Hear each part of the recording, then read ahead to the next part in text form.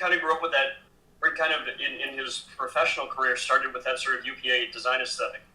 Mm-hmm. And then for the 70s, I think that he went full on Madhouse, more inspired by what was going on at New York studios at that point, like the Ink Tank, where they were trying to make every spot look different. And I know that Dick Williams probably dug that in some ways, but probably also didn't like the rough aesthetic of his work at that point. A lot of people love Corny, by the way. Yeah, Corny's work is absolutely beautiful. I met him a couple of times in the 90s, and he was super nice. Nice. Yeah, but like speaking of like Raggedy Ann, I wanted to bring up someone who is actually one of my favorite animators, named Emery Hawkins. Yeah, it's funny. Earlier today, I was talking to Devin Baxter about Emery. Whoa! I know. Yeah, Dan Haskett, who was his assistant, he said his top strength on his work was like 10 drawings a day.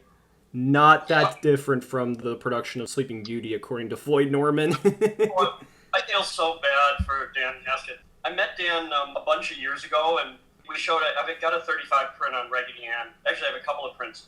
But we showed that in New York for the 40th anniversary during the Animation Block Party, and and it was me and a handful of other people, and Haskett, by the way, was easily one of the best New York animation artists at that moment.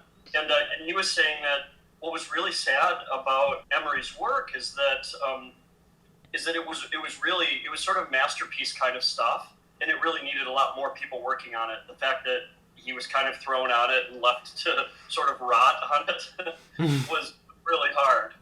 Yeah, he said he really loved it, but it was hard cleanup. And a lot of those older animators work in such an incredibly rough way that their assistants really did have to do a ton of work. Yeah, I can't even imagine just how much detail that there was. I actually remember, funny that you actually mentioned that. I remember a story of Linda Miller, who was who was actually the first person to leave the Disney studio with Don Bluth and Gary Goldman and the like. She said that when she started at the studio as an assistant on Pete's Dragon, she really did not have the sense of detail that most assistants need.